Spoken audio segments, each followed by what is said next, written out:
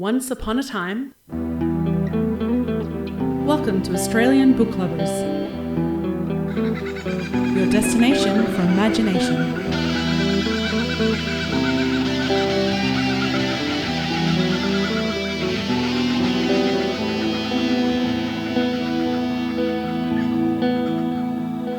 Australian Book Lovers acknowledges First Nations peoples and recognises their continuous connection to country, community and to culture.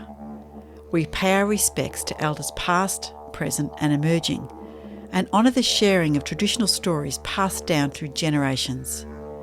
We're committed to a safe and inclusive welcome for authors and readers of all cultures and backgrounds, including people of LGBTQIA+ communities and their families.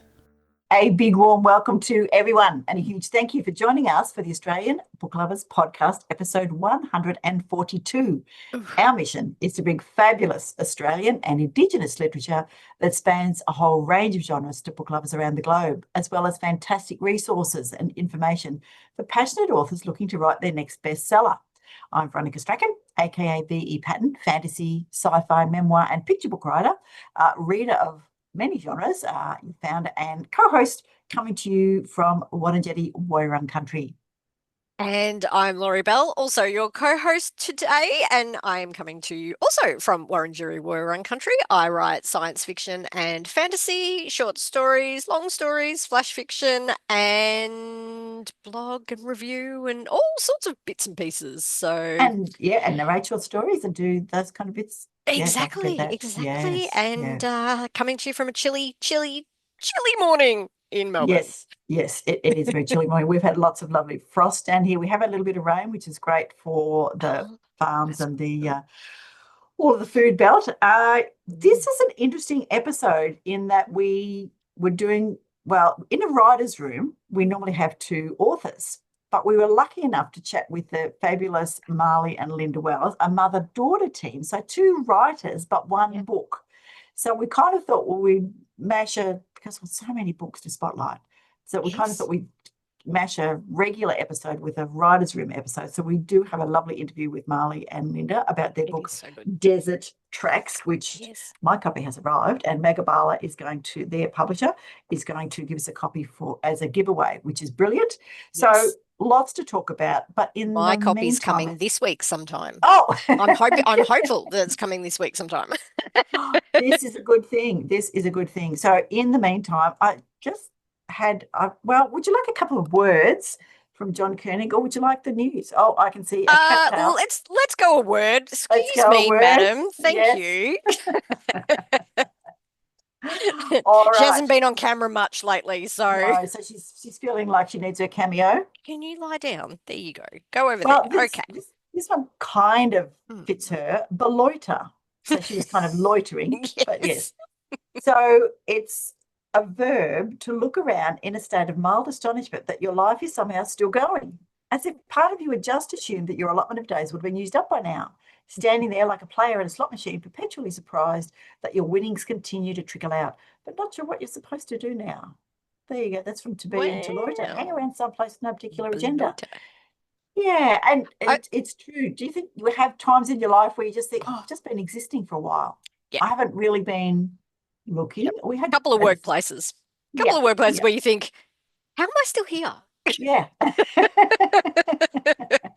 Yes, and we know as writers we set ourselves goals and do those kind of things, but maybe it's something that we should think about in life. But anyway, I thought that was good, and your little cat decided that she would just wander across there. Yes. Now the other one I've got, because I just like the way it sounded, ecury, which is, in fact, sometimes I think this is the good thing that we have. It's a noun, which is a conversation that spans huge intervals of time, kept alive by contributors who casually overlay their thoughts as if no time has passed, which effectively compresses it all into a poignant temporal mash. An online thread that waits years between replies, a constitution being amended by successive generations, or a cave painting fleshed out in sessions 10,000 years apart by artists who might each have been using the same discarded piece of charcoal. I thought that was lovely. Wow. I have a friend like that. Ecury. We won't see each other for years Yeah. and then we'll catch up and the Yeah. conversation just continues as to how it was before. And it's like, Yes. where? Yeah, all right. And off you Yeah. go. Yeah, okay. Yeah, and you just kind of skip over the superficial. That's what I love about friends like that and conversations like that. You know, you might, g'day, how are you, what's doing it? And then bang, you're into it. And it is as if no time has Yep. passed. Yep. Journey from the Dictionary of Obscure Sorrows. We do love Love those that book.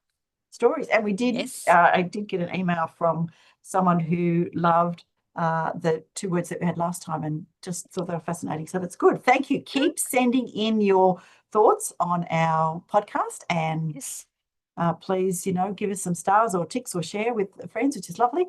And if you feel like you could share us the price of a cup of coffee, please click on the heart. And Yes, if you are watching us on and support the YouTube, podcast. subscribe so that we can get more. We Mm, need more subscriptions yes, on YouTube so we can get bumped up the yes. rankings. Up the algorithm so that more Mm. people see our Aussie authors and can read more Aussie books, because that is what we're all about, celebrating and supporting.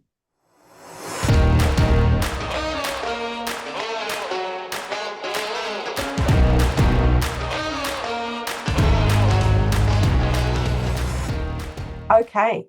Creative Workplaces, which is part of Creative Australia, has launched Creative Workplaces. So it is all about supporting fair, safe and respectful workplaces for artists, art workers and arts organisation. So if that's you, then jump onto creativeworkplaces.gov.au and have a look and see what they've got. So it's obviously a starter. They've got more bits and pieces to do, but they describe themselves as being kind of the liaison between various areas of the industry, which is a good thing. So they don't provide specific advice, but they can put you in touch with the right people who can. So they're kind of like a broker, I guess, in some ways. But they've got contracts and payments. They've got workplace issues like unpaid invoices, injuries, incidents, employment disputes, all those kind of things, making safe workplaces. So, workers' compensation, preventing harassment, safety training, all those kind of things. And it's not necessarily something that we think of in terms of art, but when you think about the various media that artists work in, some of them work with, big machinery or equipment or, stone or metal or all those kind of things in that kind of way as well. So they've got First Nations relations that talk about cultural events and ceremony collaborations, and particularly around Indigenous cultural and intellectual property, which is important, accessible workplaces and children and young people. So worth having a little gander through just to see what they've got. So it's, anywhere that has free information, I think is a good one. So that was number one. And number two is I am subscribed to BookBub, because you can pick, the genres that you like, and they can send you bits and pieces.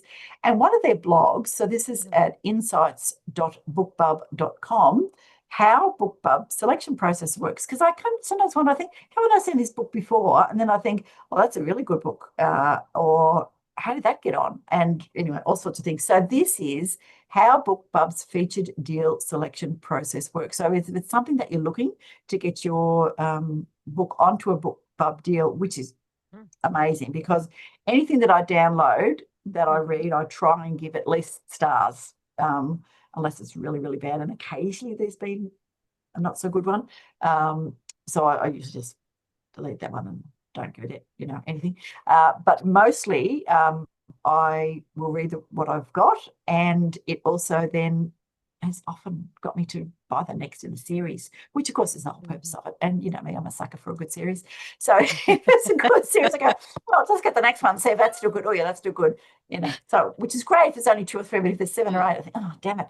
But I think that's how I got on to reading, for example, Lindsay Buroker, who's a great fantasy and sci-fi author who's written countless books. And I think I started with the first one free, and then thought, I really like that. I love the voice that she has. And yeah, now I've read like 30 of hers. But anyway. Cool. All right. So have a look at the blog, but just briefly, the minimum requirements are that you have a deep discount So it's discounted by 50% or more for the current price. And it will be the best price offered for the book in the last month. It has to be error-free, so no typos or grammar errors. It has to be a special offer for a limited time. It doesn't apply to permanently free books. They are still eligible, but this has to be a special offer. It has to meet the minimum page count requirements, which is 150 pages. It has to be available to other retailers, at least one of their supported retailers, the more the merrier. And it has to have been at least 1 month since the author's last featured deal. Has it been at least 6 months since the book's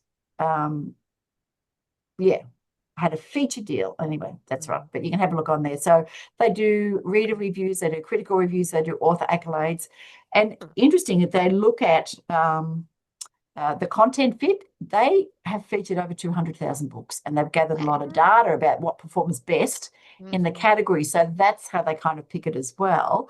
So each category has a specific audience of readers who like certain plot lines and subgenres better than others.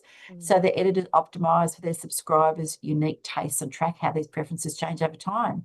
So in historical fiction, for example, books in the following subgenres with the following content elements consistently perform well with their audience. So in historical fiction, you've got the Middle Ages, you've got a family saga, Victorian England, dual timeline, multi-generational, World War II, Tudor Elizabethan England, and biographical fiction. So if you've got a book that's in that genre, maybe a bit, have a bit of a look. So then it goes on to talk about comparisons and final selection and that kind of thing. So they encourage people to submit and have a bit of a look. And I think that might have to try and get some of mine on there. Yeah, I think so, because yes, even if you don't get through, they tell you to try again and have a go. And I think the idea of being able to do a submission, particularly even if you're a self-published author, is a good thing, because you get to summarize your story, you get to put the details out and put it there. So yeah, I thought that was a good one worth sharing. So have a look, insights.bookbub.com, how BookBub selection process works. So yeah, I quite like them.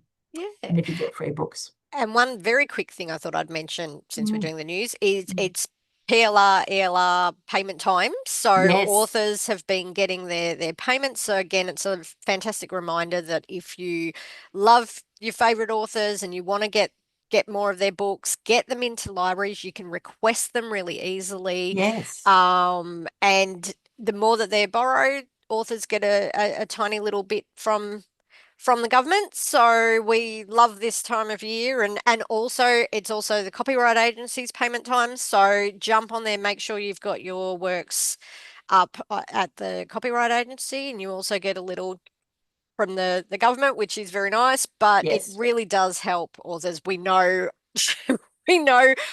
authors don't tend to make more than a couple of grand a year in Australia. So every little bit helps for keeping our Australian writers going. So request books in the library. Do all your authors a favour. do all of that. So I was chatting to one of the people at work, and they were talking about, because we were talking about the Torres Strait Islander flag and what all the symbols mean. And once we sort of had discussed that, she was saying that at the Hepburn Shire Libraries, there was a I think it must have been the Children's Award or picture books or something, but the library then ended up buying all of these Australian books. Wow. And so they were there at the library for everybody to borrow. And she said it was just fantastic, because there was some, and this particular one, it was written by a Torres Strait Islander, and he was the grandson of Bernard Nambock, who actually designed the flag, which is brilliant. So yeah, I challenge everybody who's listening, go and have a look at the Torres Strait Islander flag. And I could tell you what all the elements are, but that would be cheating. And as a coach, I encourage you to go and look that up yourself and see what the colours mean, because I think we're pretty good. Most people are pretty good with the original flag, the beautiful 3 colours. But yeah, the Torres Strait Islander one is great. Yeah, have a look. Fantastic. Good. All right. So there's the news. Man, we have to get through. I've got so many books to get on the website, which is great, and we love it, and keep sending your books in and keep popping them in. Yes, but it's tricky. We're trying to balance getting more authors on the air, so doing the shorter writer room episodes, or getting more books spotlighted through the longer other episodes. And now that's why we're doing a bit of a combination. Yeah. And you can count how many books we have. I'm not saying anything. I'm just getting them out. And I'll just say it's not a prime number. So okay. Time for book spotlights.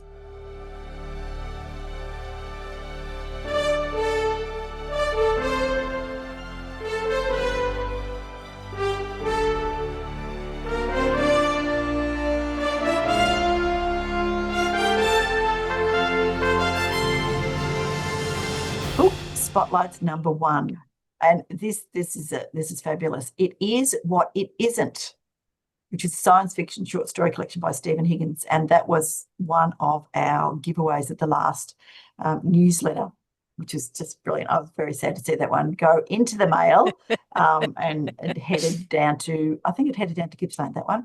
Oh, nice. So introducing the first collection of short stories and articles from the co-editor of Aurealis.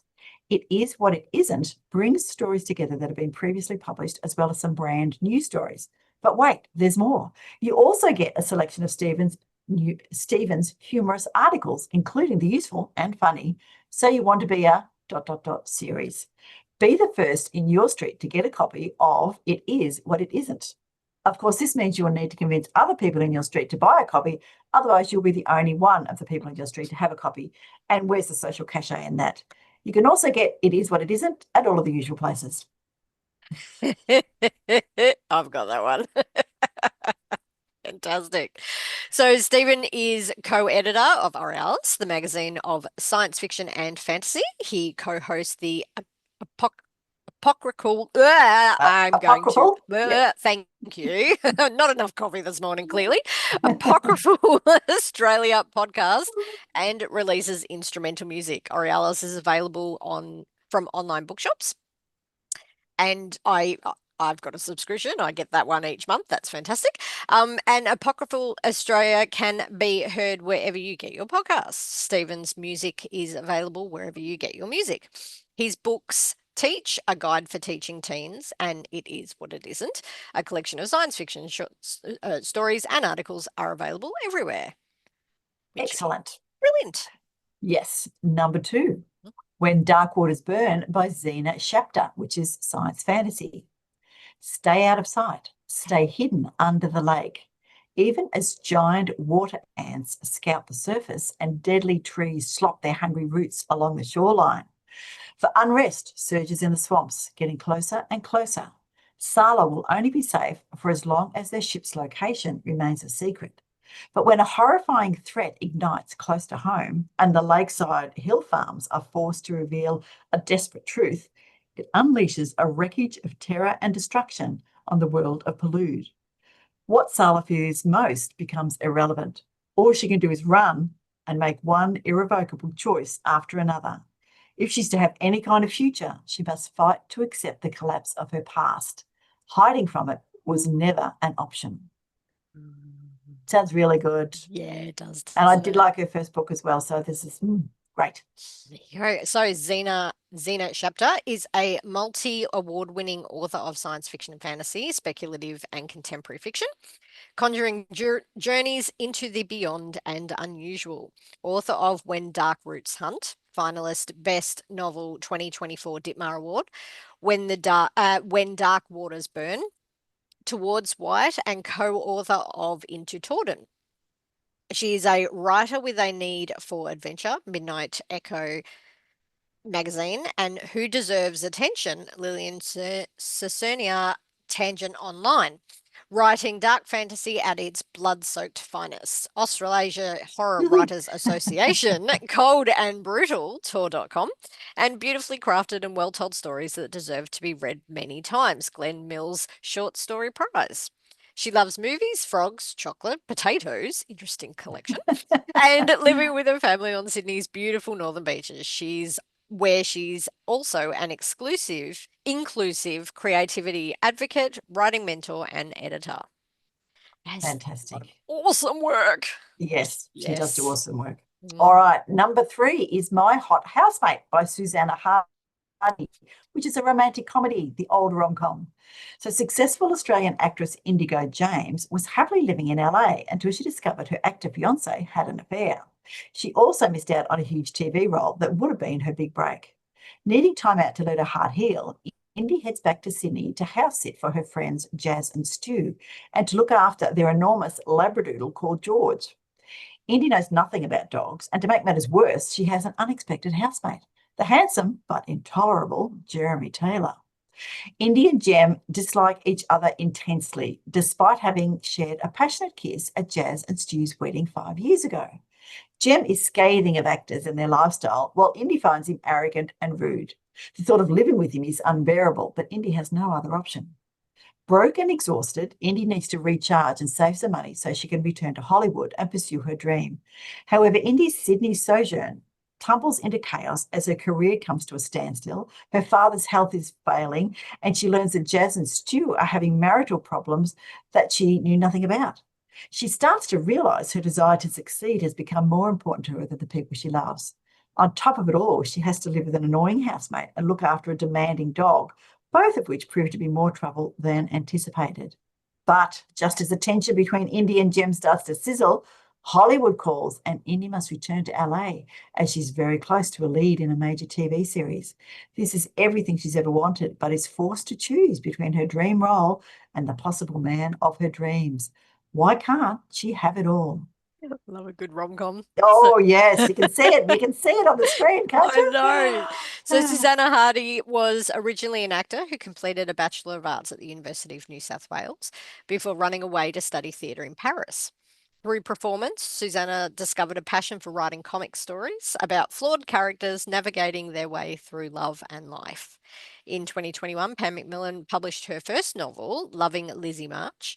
Her second novel, My Hot Housemate, will be released by Hawkeye Publishing on actually, that has Oh, it has just been, passed. sorry. Yeah, So see it how is we're now looking at the out. time. Yes, It's out. it is out. Susannah lives in Sydney's inner west with her husband, 2 teenage daughters, and a very needy puppy. Sounds like she's got some Yeah. hands-on experience with the dog. I think, right, what you know, there it is again. All right, book number 4 is The Connections We Keep by Pauline Yates, a horror short story collection. And I have this one on my TBR pile. I've just got to get the time to read them all. Step into a world where the ties that bind love, family, and memory twist into something far more chilling and discover what really lurks in the shadows of human connection.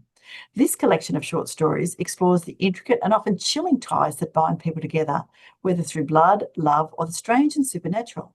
Each tale in this collection delves into the darker aspects of human connection where fear and longing intertwine. From unsettling familial bonds to the eerie relationships people have with their memories and bodies, these stories confront the terrifying and inexplicable aspects of life. A mother feels phantom pains as her daughter goes into labour. A dollhouse harbours sinister secrets. A dying man confronts the horrors of his last wish. In every story, the connections that once felt comforting or familiar warp into something far more unsettling. Yet there is beauty in these bonds, fragile and terrifying. They reveal deep truths about our humanity. This is a collection for those who find themselves drawn to the shadows, where fear is not just an emotion, but a bond that ties us all together.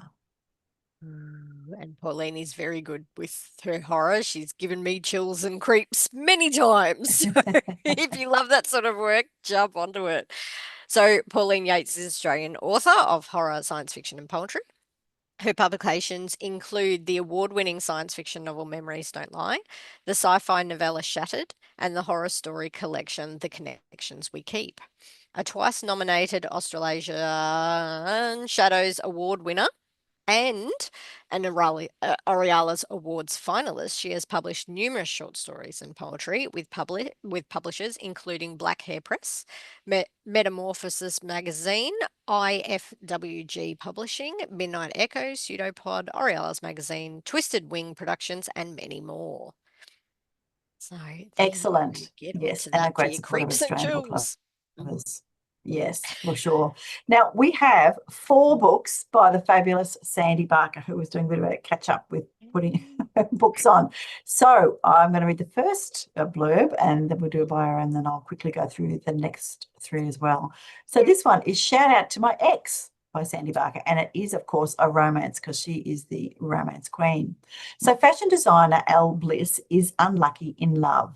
She's still hung up on her first love, Leo, who ended things abruptly, then mysteriously disappeared. And a decade on, no one else can measure up.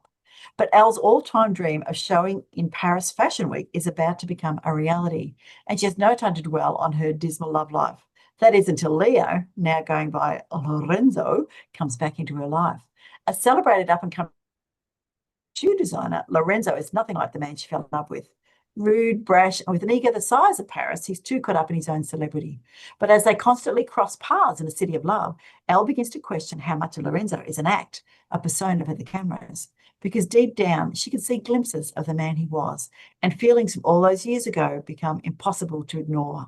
So join Elle in the most romantic city in the world in this laugh out loud, enemies to lovers romance, perfect for fans of Sophie Kinsella and Emily Henry. Oh, I love it. So Sandy Barker is a writer, traveler, and hopeful romantic, and is currently on a 1-year sabbatical with her partner Ben, living and writing across the world. How good would that be as an author That life? is so good. I think she's Oh. actually back, which is why we got caught up with the book. So that's good. Yay! Okay. I should have updated about it. Go, Sandy. That's Yes. all right. As a traveler, she loves exploring new places, outdoor adventures, and eating and drinking like a local. And many of her travel adventures have found homes in her novels. And I think there's some really good food that comes up because I get hungry every time I read her work. Yes. Her first novel, One Summer in Santorini, a romantic comedy set in Greece and inspired by her real life love story, was published in 2019 by One More Chapter through HarperCollins, sparking the 5-book holiday romance series. Also, with One More Chapter, are her Christmas romance series celebrating her favourite time of year, and The Dating Game, a standalone rom-com set in the world of reality TV. Sandy's new 5-book rom-com series with Boldwood Books is about the Ever After Agency, a bespoke matchmaking agency based in London, with a brilliant cast of characters and settings around the world. Books 1, 2, and 3 are out now, and book 4, Someone Like You, is out in November, just in time for Christmas. She is represented by Lena Langley of the North Literary Agency. Sandy is a member of the Romance Novelists Association, Romance Writers of Australia, and the Australian Society of Authors. Tell us more. Which is fabulous. All right, so maybe yes, let's just alternate these blurbs. There's The One That I Want by Sandy Barker of romance. Sometimes the perfect man is closer than you think. Greta Davies, the feature editor at a women's magazine, beg your pardon, is accomplished and successful. That is, in all areas except her love life. Determined to help, Greta's boss and friend secretly enlists the help of the Ever After Agency and sets out to make her dreams come true. Work-obsessed Greta is nothing if not stubborn, so it'll take some creative thinking, which leads to a light bulb moment, a new column focused on dating in the city. With date after disastrous date, things are not looking rosy for Greta. But little does Greta know, the perfect man has been there all along. Will she realise it's more than friendship before it's too late? A fun and sexy rom-com inspired by the classics How to Lose a Guy in 10 Days, 13 Going on 30, and Sex in the City. So I will read Someone Like You by the lovely Sandy. What do you do when you realise you've fallen for your best friend, but he sees you as the sister he never had? And to make matters worse, you're stuck in the middle of a matchmaking scheme to find him someone else. Ooh! Best friends Gabby and Raph are inseparable and know each other inside and out. But with Raph's string of disastrous relationships and his newfound fame as Britain's best baker, it's time to enlist the Ever After Agency to help him find true love. At first, Gabby is all in. Raph is the catch, after all. But she secretly helps to find his perfect match. She's hit with unexpected pangs of jealousy, and before she can act on her feelings, Raph falls for one of his dates. Can Gabby keep her emotions in check, or will she risk ruining their friendship to find out if Raph feels the same way? Set in London and Seattle, this romantic and festive rom-com is perfect for fans of Emily Henry, Mari McFarlane, and Lindsay Kelk. Excellent. And the last fabulous Sandy Barker romance is I Knew You Were Trouble. So don't get mad, get even. Kate Whittaker has always believed in love, but when a stranger named Willem shows up on her doorstep, the news he has to share isn't as exciting as his godlike looks might suggest. He's come to tell her that Kate's fiance is also engaged to his sister. Kate doesn't know how she didn't see the red flags. John's work as an airline pilot, having him fly around the globe, the postponed dates, the huge rock of an engagement ring that isn't her style at all. Overcome with fury and entranced by the Nordic gods' piercing blue eyes and quiet allure, Kate agrees to accompany Willem to his hometown of Amsterdam to help break the news to his sister. Yet what begins as a simple gesture of support soon twists into a deliciously devious plan to get back at John. Kate is drawn into a world of retribution, revenge, and, unexpectedly, romance. Because sometimes the best way to get over someone is to get under someone else. I laugh out loud. Romantic comedy, broken trust, sweet revenge, and the surprising places we find love. Perfect for fans of Sophie Kinsella and Emily Henry. There you go. Fantastic. So many good books. So many good books, and we have hundreds more on the website. Please get on and support our Australian authors and buy their books or get them from the library or borrow them from a friend if you must, but just put a review, give them some stars and that kind of thing. Everything that helps raise their profile and gets them in front of people. Absolutely. Is good. Yes. And we've got, as she reaches back behind her to get more books, our giveaway. This is one of the most fabulous newsletter giveaways we've got. So we have Out of the Woods by Gretchen Sherm, which is from Transit Lounge. And I think we talked about that one later, we will after. Sandy Barker has got 2 books to give away, which is absolutely brilliant. And Claire Roden, another one of our fabulous authors, is giving away copies of her Pale trilogy, The Pale, which is 3 fabulous YA dystopian. It's a great series. I really love that. And I'll just say Talking Dogs and a few other things, and you go, yeah. It's really good. So thank you to Claire Roden, Sandy Barker, and Gretchen Sherm for the giveaways. And if you want to be in the running for any of those, jump onto the website on the Book Lovers page and sign up to our newsletter, and that's all you have to do. And then you get the newsletter and you just say, send me an email. I ask you usually a funny or silly, or it's always an easy question, and you can get in the running. And sometimes I do have to put the numbers in the spinner, but sometimes there's just some fabulous responses. They go, yeah, they've got it, which is good. So thank you to our authors, really generous for giving us those to give away. So yes, 1 Out of the Woods, 2 Sandy Barker's, and 3 by Claire Roden. So yeah, Brilliant. that's pretty good. Yeah, that's pretty awesome. Amazing. I think it might be time for our interview with Linda and Marley Wells, another couple who are particularly fabulous. So let's jump into our writer's room. Yes.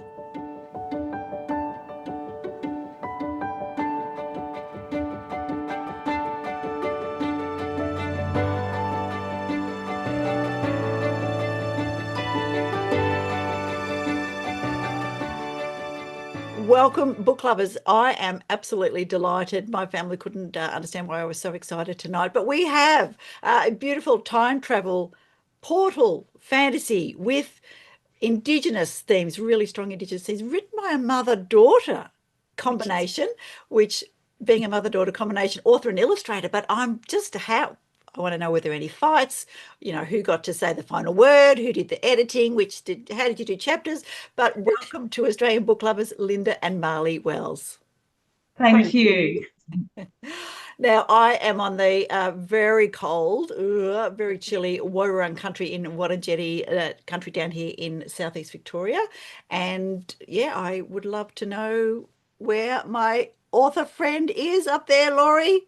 Yes, I'm also on Wurundjeri Wurrung land, although I'm a good 2 hours, hour and a half away from you there, Veronica. So, but still very, very chilly.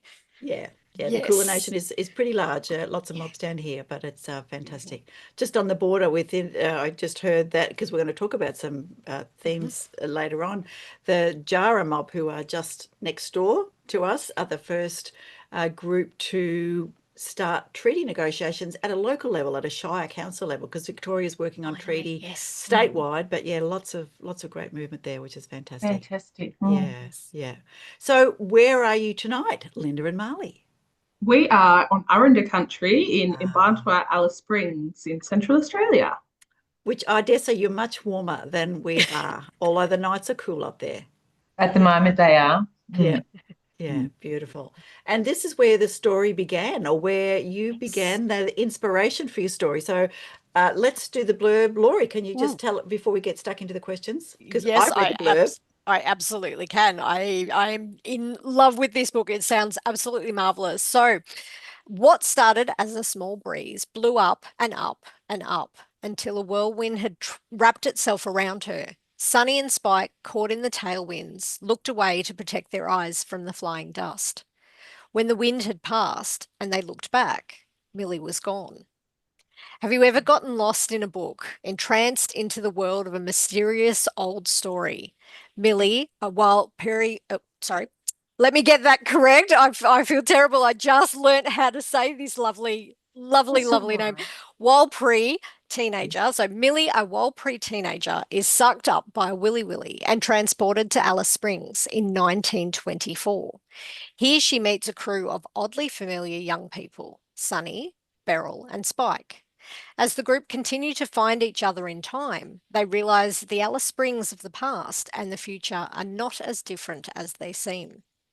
Desert Tracks is a time-travelling novel about young people in Central Australia, the historical legacy of racist policies and the relationship between history and present. And it absolutely sounds amazing. So I'm looking forward to hearing more about how you wrote this one together. All right, so let's quickly do the bio so we can just get stuck into the questions. It's probably easier. I have here, I'm going to start with Marley because you happen to be first on the list. So Marley Wells is a proud woman of Warlpiri and white Australian descent. She grew up in Mparntwe, Alice Springs, completed a Bachelor of Arts at Melbourne Uni with majors in sociology and Indigenous studies. She lived in England for 2 years in her early 20s. Brave woman. She then returned to Mparntwe, where she worked in the management of children's services. And Marley has also worked as a freelance editor and researcher for Hardy Grant Publishing. Excellent. So now I'm going, I know who did the editing, so that would be all right between the two of you, maybe not. Now, Linda is Marley's mum and is of white settler descent and proud to be Marley's mum. She's a teacher and writer, lived in Central Australia for many years and worked as a teacher on desert communities as well as in Alice Springs in Mparntwe. For over 10 years, Linda also ran a small business conducting guided walking tours of Mparntwe. She has a PhD in creative post-colonial possibilities for writing Australian history and loves writing books. So I'm seeing lots of tension as to who gets to run the show there. So perhaps who wants to start and tell us where the inspiration came? Because I believe it took a while to sort of be birthed and generate. Who's going? We probably started writing the book 18 years ago, and that was when I was the age that Millie is in the book, so like 13, 14. We used to just talk about the ideas. We used to walk around town and would just highlight the things that were happening and would say, we'll just put it down in the book, we'll write it down to save it. And so we had the idea a long time ago, and it just progressed over time. We let it go for a while. It just sort of went on the back burner. And then Mum, a couple of years ago, found the file on her computer and loved it. And so she just asked me if I was interested in actually shaping it up into something. And it was the right Marley, time. What's that? It was the right time. Yeah, it was the right time. Yeah. I think going back, Marley was an avid reader all her childhood years, and she used to fall into her books. Yes. And I probably one day I said to Marley, "Don't you get lost in that book." And also,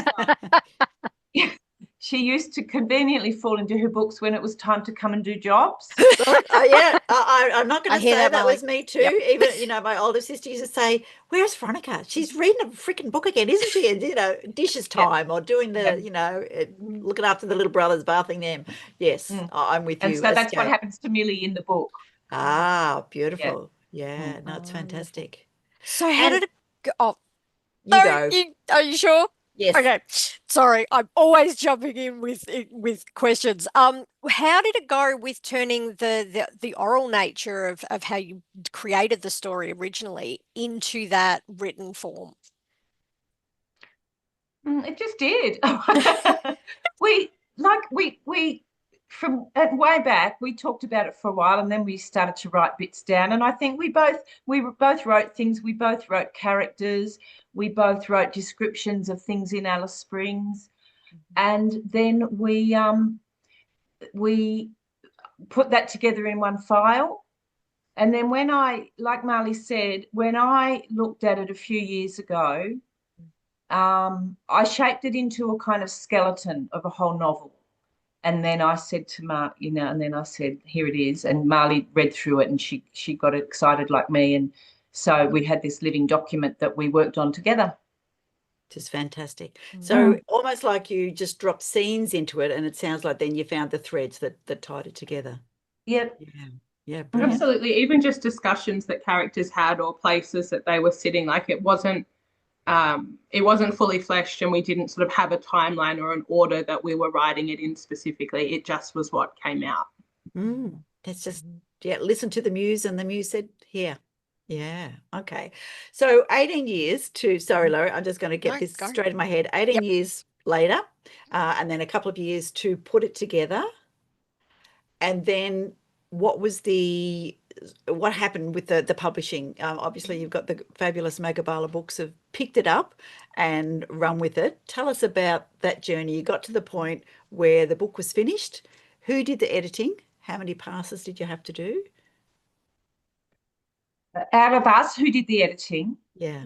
We both did the editing. And I think it just we sort of did it as we went along, or would, read parts that the other person had written and just went through them just as it came up.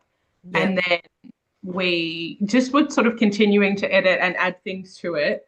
Yeah. And then Mum found the Daisy You Tomorrow Award through Magabala, which is how this came to be published. And so it was sort of up until the point that they had the manuscript that we were continuing to edit.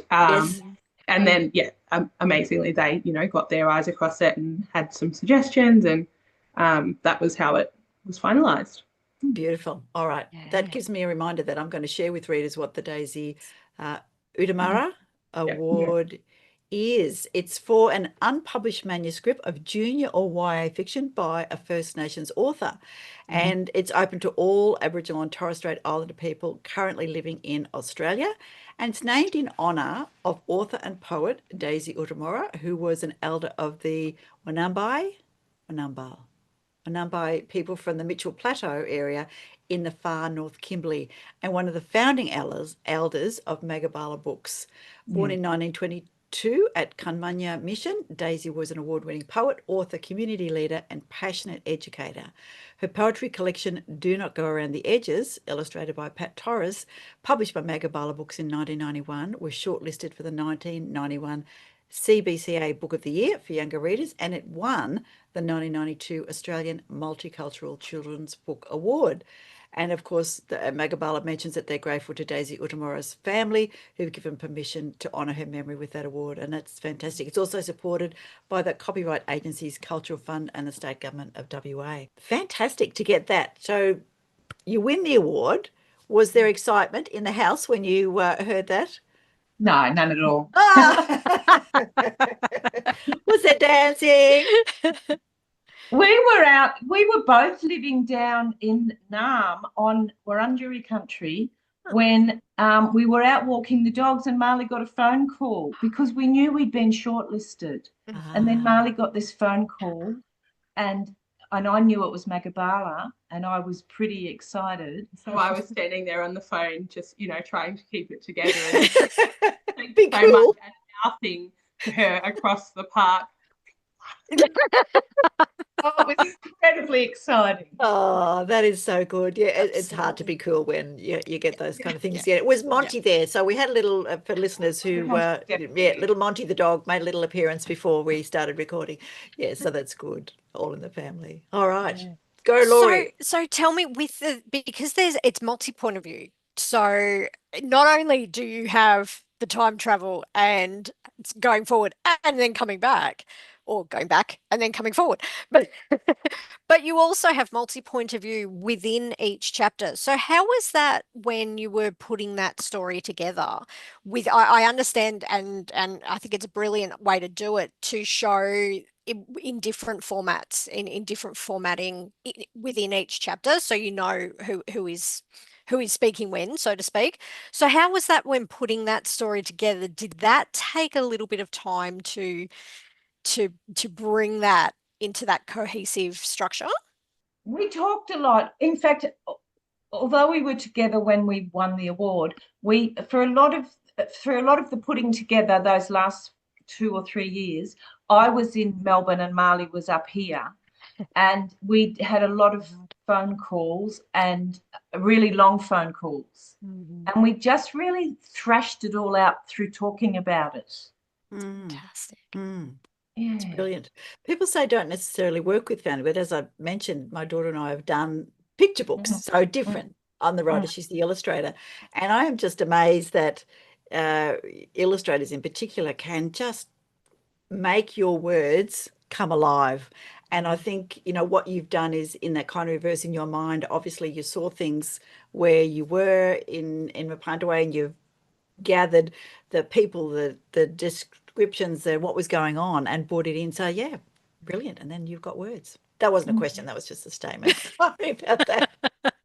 No, I love having family, all creatives in the same family. It is really good, because Laurie and I particularly talk about sometimes our partners, our not book book lovers, people. not writers. In fact, my husband despairs of my children, who all read madly because they love it, but he's not a great reader. He reads aeroplane magazines or things like that. So it's hard to talk about characters, but to have someone so close to you be able to share the characters and the story, fantastic. Yeah. Did you share it with other family members before putting that out there? No, I don't think No. so. It was our little secret. Ooh, that's good. How was it received by family when it came out? Oh, they're just really excited for us. Yeah. Can you tell us a little bit about the important messages that you think the story is such a great vehicle for? Tell us about what you needed to get across. I don't know that we ever fully discussed all of the themes and the topics between ourselves. And it's been interesting the way it's been received, because we, like, the things that we wrote about just were the reality of what was happening. And, this is a bit of truth telling, and it does touch on like colonization and racism and intergenerational or inter-race relations. And yeah, there's all these different things that are happening in it, but it wasn't that we set out specifically to be able to, tell those things as, I don't know how to. Yeah. I think those things are really naturally a part of our life for the whole time we've been up here. Yeah. Yeah. All of those themes. And so as we developed this story, I think it just automatically came through. Yeah. Right, what you know and what's familiar, and that's where things And what are. you're really passionate about. And we are Yes. really passionate about colonisation and the deep impact it's had on Indigenous people, both past and present. And that what went on in the past has a profound, it didn't finish. Colonisation wasn't something that was dumped on Australia and then finished. Like, it's an ongoing process. And so I think we just really wanted to demonstrate that for all those people who don't seem to be able to get that into their heads. Yeah. Look, we are working on it, but there's a long way to go. Yeah. Yeah. things have changed. With but Alice yeah. Springs of the past. So tell me, how did you incorporate your research of the town, really, and bringing that in with your modern day Millie, popping back to a place that would seem so strange and yet so familiar? Mm. I think that it came from living here and from just sort of like learning about the history and respecting the history. And then because I became really passionate about the history, I set up that guided walking tour quite a few years ago. And then not in the end, it's never the end, but eventually I did a PhD, and it was about a thing that happened here from 1914 to 1929. And so I researched that, and I wrote a book about that, a creative nonfiction. And I always talked to Marley about, what I was finding out and all that. So that was the historic research and it was interesting because it was after I finished the PhD research that I opened that document again and looked at what we'd done and thought, this is really accurate. We already knew. Yeah. Yeah. Could have just put that in as your PhD and there you go. Yeah. Yeah. And how was it with the writing those different voices, the past voices in communicating with Millie and just the different style of language? I think we've just hung around with enough people, like we know people from the bush who talk a lot, like Sunny, Beryl. We just channeled people. And then maybe just sometimes also added imagination, of course. But I think the way that our characters talk is the way that people do talk. Fantasy was always going to be in it. What books did you read? What did you get lost in, Marley, as a kid?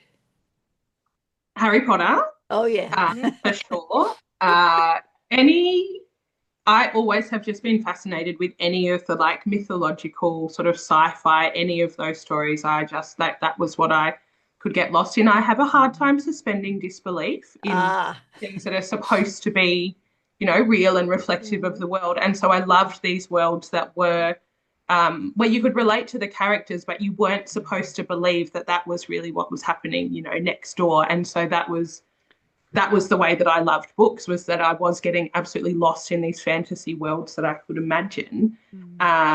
So a lot of just different series, I guess, that were probably a little bit dystopian, a little bit sci-fi, some like mythological things happening, but that still had this real sense of reality in the way that people spoke to each other, or the way that people just, had their day-to-day lives. Like people still are having breakfast even if they're fighting monsters, and that Yep.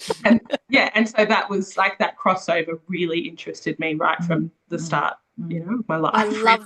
I love the idea of using the Willy Willy as the transportation device. Brilliant idea. Absolutely love it.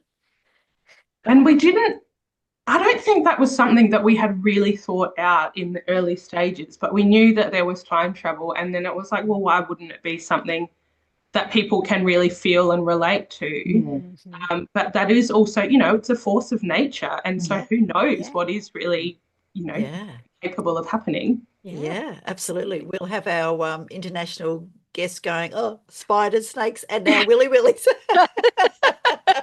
The hundreds of ways Australian can knock you around and kill you. Anyway, it's good. Funny story about a Willy Willy I've written a fantasy book and I had a Willy Willy in there, and the editor was a Kiwi, and she said, what's a Willy Willy? I said, it's a little, just a dust tornado. And she goes, oh, you might have to explain that for international readers. Oh, okay. You forget how much of the, local lingo is just there. So no. Yeah, I was thinking if it got translated into another language, how. Oh, yeah.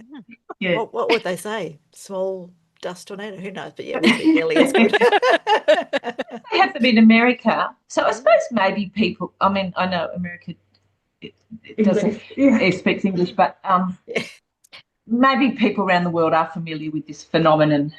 Yes. Well, you may be the people to spread it across, and it becomes Hope so. internationally famous. Yep. Yes. Yes. So is this the first or a standalone? Where do you go after Desert Tracks? What has been in your mind?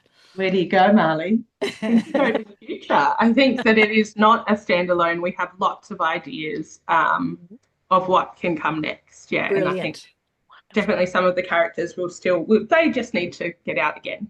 Yeah. And you'll write together? Yes. Yeah. Yeah, this is good. I can't see any arguments. This is it's the the dream team. Fantastic. Did you focus on a voice each, or what was the way that you broke down the story? I don't know. We had that working document, like that, what's it called, live document. Mm-hmm. We just weren't I think because we really trusted the other person's brain and understanding of what messages we were trying to get across and like how we really felt about all of these different things.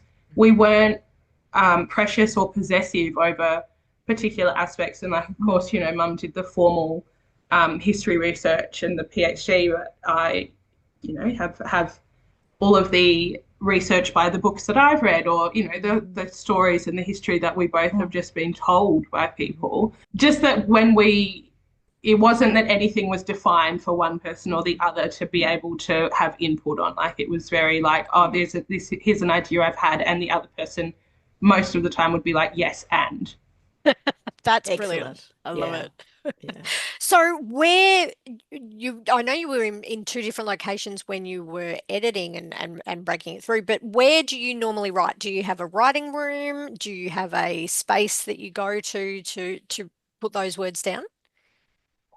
I've written some other books, and I have written for quite a long time, and I like to write in a structured place, like at my desk. Mm-hmm.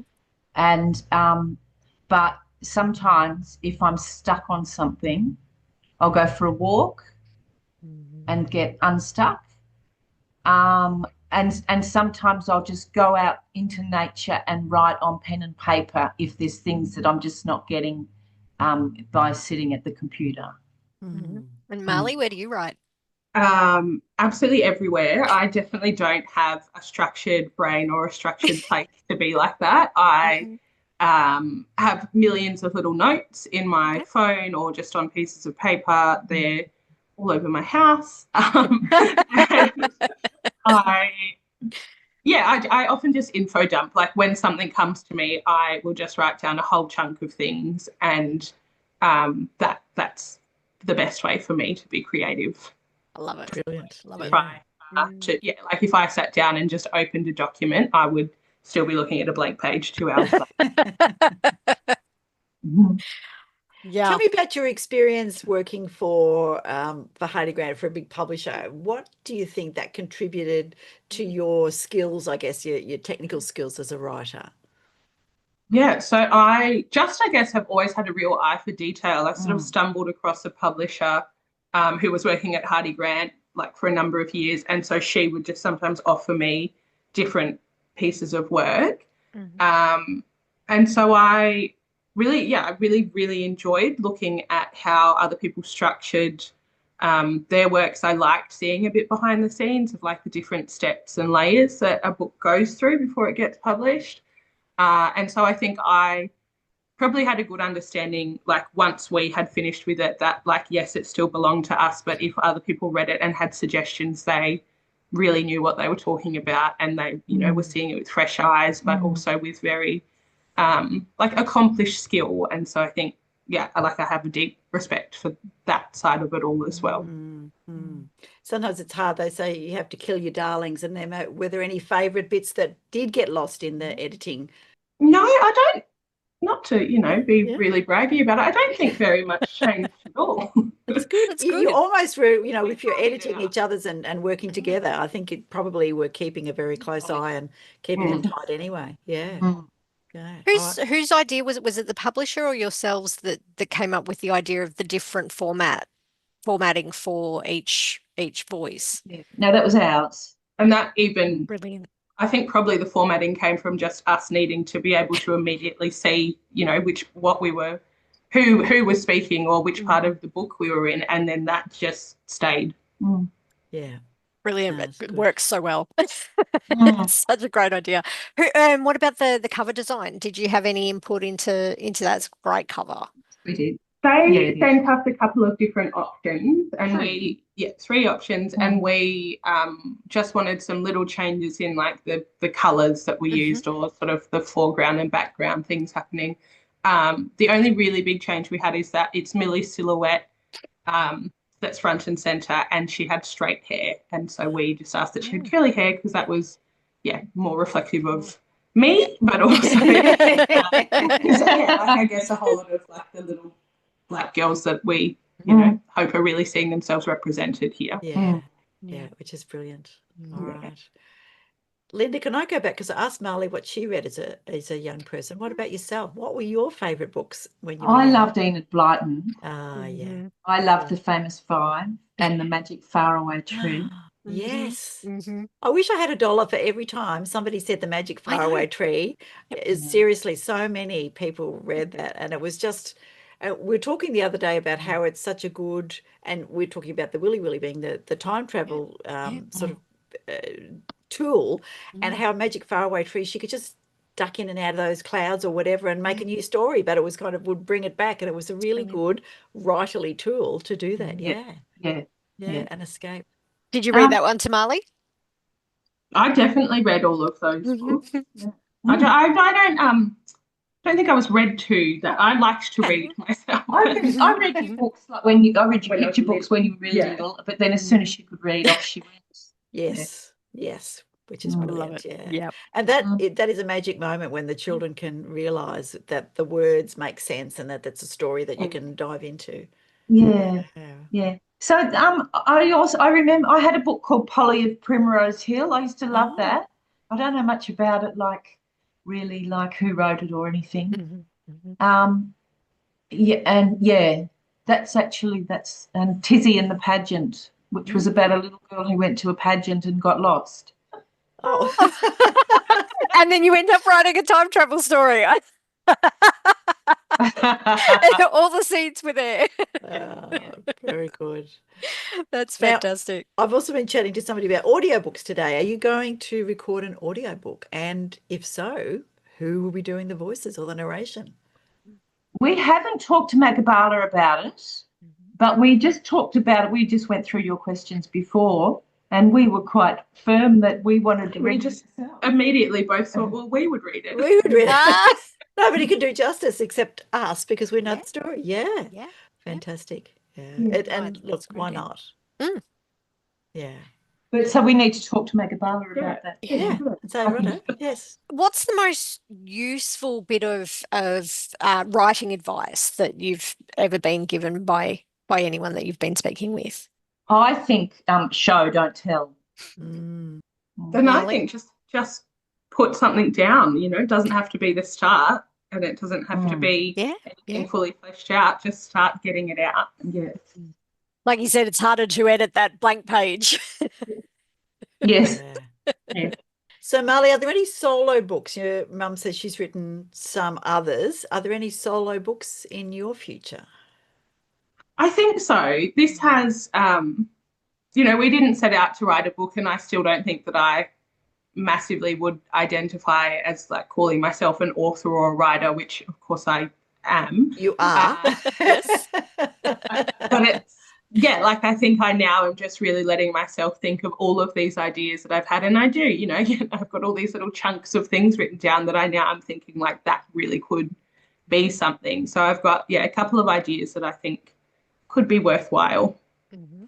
This is good. Nothing that you want to, give us a gem or a heads up on? Don't feel pressured. That's no, because then I have to deliver it. Fair enough. No. Good point. No, this is good. Now, have you been touring with your book? Have you been, doing lots of podcasts, or have you been going to launches and those kind of things? We've just had I'm up here at the moment actually because of the Northern Territory Writers Festival. Brilliant. So that was our first event. And we were interviewed together about our book. And now we're just planning a launch for Melbourne. Yay. Yeah. And that's as far as we've got so far, isn't it? Yeah. Yep. That's good. Well, So- hopefully you'll be able to have lots more people listening because they'll be Yes. listening to the podcast. Yeah, Yes, fantastic. yeah, exactly. So I was wondering with your we were talking about your writing routine earlier. So do you have a favorite food that you write with, a favorite drink that you write with? What spurs you on and gives you inspiration? I'll tell them that story I told you. I used to rather fancy the idea of being a writer who wrote with whiskey. Oh, Oh, yes. Like who? Like Jack Kerouac. Jack Kerouac. Or Hemingway. So every now and again I have actually got drunk and written, and I think I'm brilliant. And then when I read it later, it's just nonsense. Oh, that is classic. I love Very that. good. Very Yep, good. yep. Yes. Marley? No, a cup of tea or water, that's all. Yeah. Yeah. Yeah, I think the same, probably a tea or coffee. I usually have a few drinks on the go, so fill them up. Yeah. See what Stay happens. hydrated. This is Yeah. good. Sadly, this will be tragic for you when you're recording your voice. I heard from Sarah Backler today that no chocolate. And what else did she say to me? I was absolutely horrified when she said you shouldn't have chocolate when you no Don't bananas take and no coffee. chocolate. No Oh, really? bananas and no chocolate because apparently they make your mouth gluggy when you're speaking. So coconut water and lots of herbal teas and things. But there you go. Wow. So perhaps There not you whiskey, go. Linda, when you're starting to record. I make for some really good chapters though. Mm. Good. Yeah. Big uncut version. Yes. That section where there's those farm workers and they are drunk, well, I could be drunk there. Absolutely. Maybe that would be Authenticity. necessary. I'm looking forward to listening to this one now. I'll be watching out for it. So, what advice would you give to young writers starting out who are thinking, I've got a book, I've got this great idea. What advice would you give them? Well, to do it, to write, to go for it. But I think also to go to writing workshops, like to develop your skill and your craft, because because it is really difficult to get recognised and to get published. And so also to know that don't sort of don't count on it to pay your rent. Oh yeah. Yes. But I also think that I wrote since I was a little kid. I wrote. I can remember writing poetry when I was 8, and I think that then when I was in high school, school teachers told me that science was the way to go, and I think that I was never, even though I wrote really well in high school, I was never encouraged to be a writer. That was just something that people would have thought was nonsense, really. And I feel really sad about that. I could have been a writer a lot earlier. Yes. Yeah. Yeah. I absolutely agree, Linda. I feel echoes because I love to write stories, but because you're smart, they say do science. And so I ended up doing, science and physics and those kind of things. And your stories Yeah. get like, oh no, you can't have a living. But had we started earlier instead of now, yes, I'm with you. So encourage the children to write. Absolutely. Write their story. And there's lots of places they can put their stories these days. Well, there are yeah. lots of opportunities. Yes. Yeah, which is brilliant. And so much easier to publish and self-publish and do all those kind of things as well. You got anything to add? Yeah, I think even if you have, an idea of where it's going or what you want to create, like just let what happens come out. And if you, come upon a block or you don't know where you're going with it, like it's fine to step away and you can just have other ideas. And there's no, I think sometimes that you feel a bit of like a sense of betrayal to yourself by not being able to finish it, or you feel frustrated about whatever it is. But if that's just part of, the creative process and part of being human. And so you just, just starting, just putting something down. And like what we did, we walked away from it for a long time. And then we could never have predicted that this is what would have come from those ideas.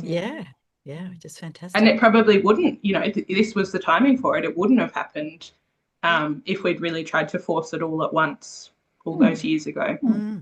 Yeah. Yeah, good. Yeah. Where is the best place for people to buy the book? I think their local bookshop, and if their local bookshop hasn't got it, they could ask their local bookshop to get it in. Good Definitely. plan. Yeah, Yeah. Or you can definitely. order it online from Magabala. A Megabala, yeah. Mm. Which is, Good.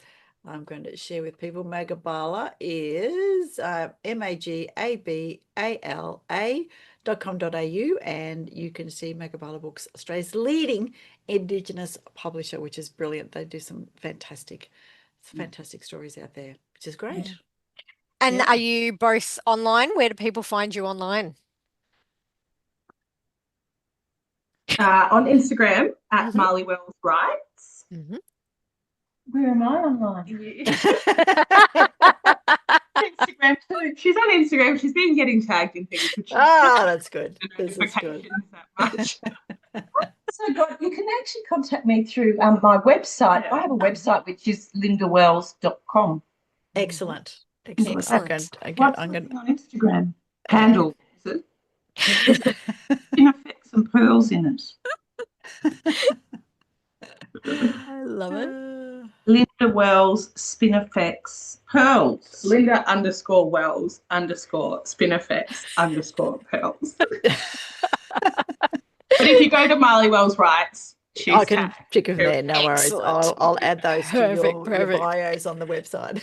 So is there something that you have always wanted to write? Is there an idea that you've had in the back of your mind that didn't appear in this story, but that you think, yeah, I'm going to put that down at some point?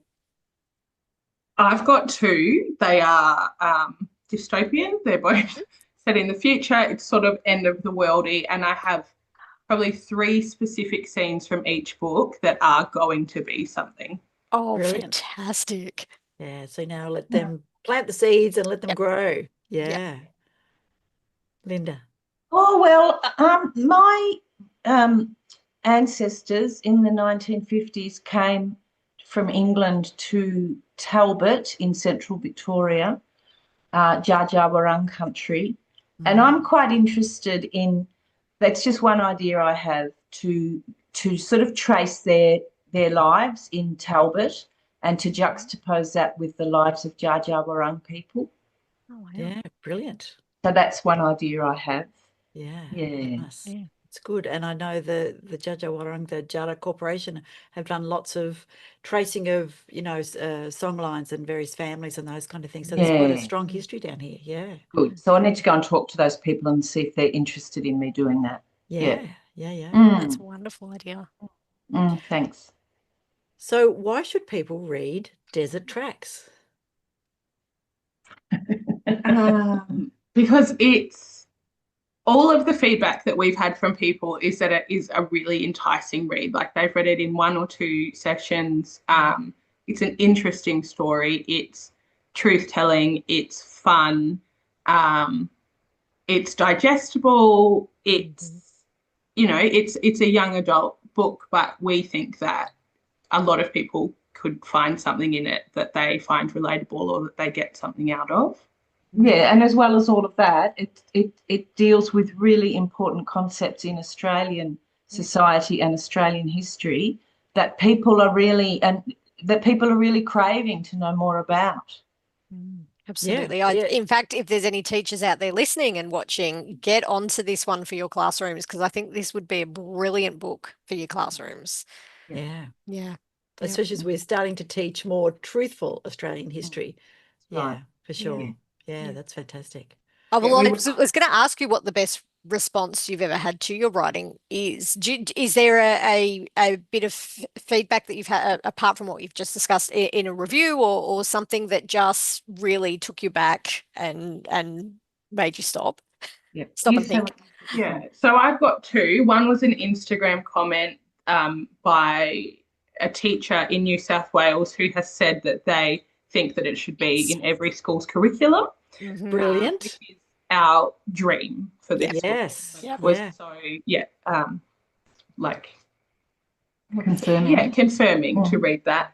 And a very good friend of mine told me that she has been sort of advertising it for us in all of her Excellent. work. And That's she brilliant. Grew up in Alice she grew up Springs, in Alice yeah. Springs. She, you know, immediately recognised the scenery from the cover. She recognised that, like, Millie in the cover was like a little bit, you know, looked a bit like I did when we were younger, but also is really representative of a lot of the kids in Central Australia. And she has been telling people, you know, some of the things that happen in the book and just how excited they are about how relatable it is, like that it is a willy willy and that it is set in a place that is probably really underrepresented in a positive way.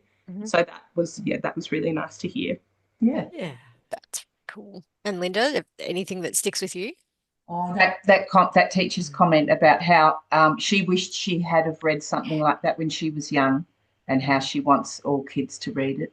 I think that was my fave. Yeah. And even though we wrote it, like, we both have said we wish that we, you know, had read something like this. Yeah. Yeah. Yeah. Yeah. And for I think that's children one to of see the things themselves. we do as writers, isn't it? To write the books that we want to read. Yes. Yeah, Mm. most definitely. Yeah. Mm. Yeah. Excellent. Yes. Any final words? That pretty much covers it. We think it would look great on the screen. Yes. You know, Well, 100%. Absolutely. good luck with all of those things. Because Queensland have the screenable or it's something-able. I can't remember what it is, but where they help you look at your book and see how to pitch it for a movie or a TV series. So worth having a look at the Queensland Writers Centre website and Okay. just seeing what would it take, you know, because you have to have a different pitch, of course, for a book. 'Cause Right. I know that Okay. sometimes feels easy in a book, but it's adaptable. That's, of course, doesn't adapt easy. So yeah, adaptable is really helpful. I'd love to see it on screen too. So nice. Yeah. Magabala, I think Magabala told us that once a year they go to an event where they pitch to filmmakers. Yeah, Yeah. brilliant. Yeah. Mhm. All right. Well, if you need votes, you know where to come. Just let us Yeah. know. We'll Yep. send it out in the newsletter, please. Okay.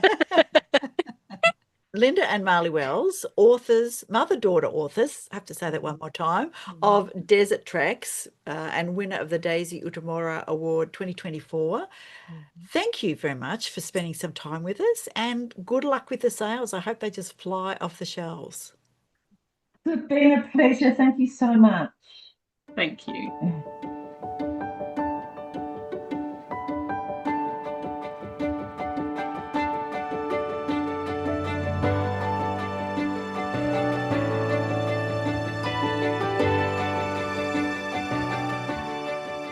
Thank you to Linda and Marley Wells, authors of Desert Tracks, winner of the Daisy Utamora Award. That was just so fantastic to have a chat with them. They were delightful, and both of us couldn't wait, so both of us bought their book. So thank you. Yep. It's good. Sometimes you just have to. Time travel, Australian history, what is not to Yeah, love with this one? exactly. It sounds Yeah. so brilliant. And I still am hooked on the way of doing the time travel, the Willy portal Willy. through the Willy Willy. Yes. I think that's a brilliant idea. It is. It is. And I thought, it would be interesting to gather some of the uniquely Australian words, which often have an Indigenous origin that we just take for granted. They're just a part of language, but people from overseas might go, what is that? I mean, sometimes it's even different between states, like thongs versus flip-flops versus jandals in New Zealand. Call them jandals, I think. Yep. Sometimes we count New Zealand as really just being a part of Australasia. It's kind of just who we are. But anyway, yes, and whether you have a Boston bun or a sticky bun or a finger bun or whatever you call that bun with the creamy with the one on coconut creamy coconut. Hello. Yeah, and your togs or your bathers or your cozies or anyway, all those things. So but that's not nearly as interesting as a Willy Willy. All right. Thank you again to Linda and Marley Wells, and we're dead keen to see when the next book might be coming. There's potentially a sequel, and both Linda and Marley have got other books up their sleeve. So bring it on. Bring it on. And we'll let you know when we have the book ready for, because I've got a number of books ready for newsletters. be doing So more good. newsletters, but once a month is as much as I can manage. Sorry. Yes. Okay. And of course, don't and forget quote, if you Laurie, want to things we kind of throw. bounce us Oh, some money for postage. And we have amazing yes, merch just jump on. Yeah. on the stores. Yeah, look, Loving our today stuff. I'm wearing sci-fi. You're wearing sci-fi. Laurie's I've got wearing my fantasy on. and yeah, beautiful. So I've got, Brilliant. yes, my platypus with the cyber eye and claw, but I have in fact got my Yes. fantasy reader I've got my cup.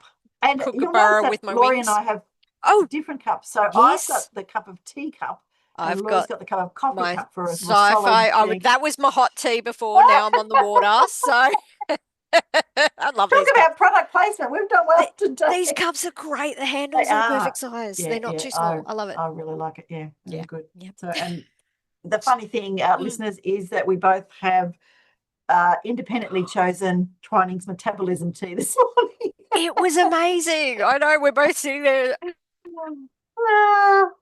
What's it? Yeah. So mine is because it's my eldest daughter's birthday, and we've had crepes and birthday cake for breakfast. So I needed something that was a little calming and soothing. And metabolism tea was perfect. So thank you, Twinings, for putting that together. And thanks to my sister-in-law for lending me some. And I think, yeah, I need those. We just need to get some sponsorship now, don't we? There we We go. do. Actually, yes. Twinings, feel free to support Australian authors. Come on, bring it on. Everything is good. All right. Exactly. Who have you got as a quote today? Oh, so I just thought, because I have been bouncing around since the chat we had the other day in regard to keeping yourself going and getting stuck and all of that kind of lovely burnout stuff that all of us authors go through. I thought Octavia Butler, I'm pretty sure we've done this one before. We might have. If not, we're going to do it today.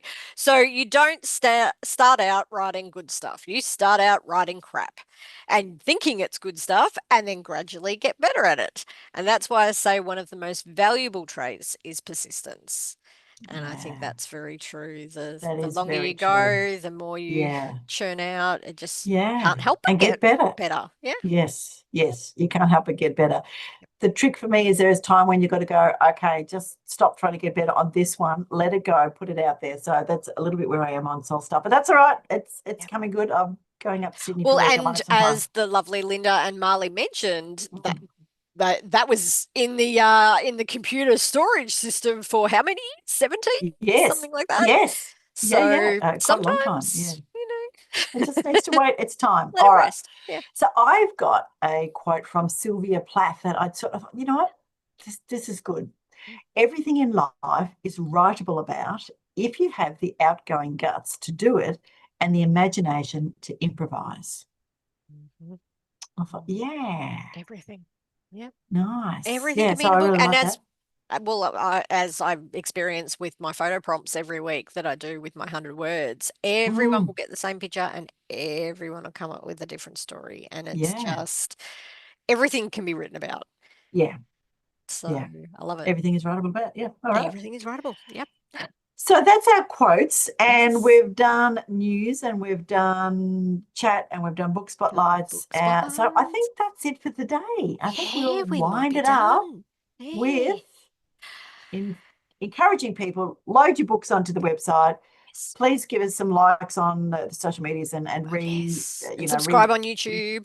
Subscribe on YouTube. Please subscribe on YouTube. That would be lovely. Yep. And if you feel like making a donation, we'd be very happy to do that. Buy yourself some merchandise.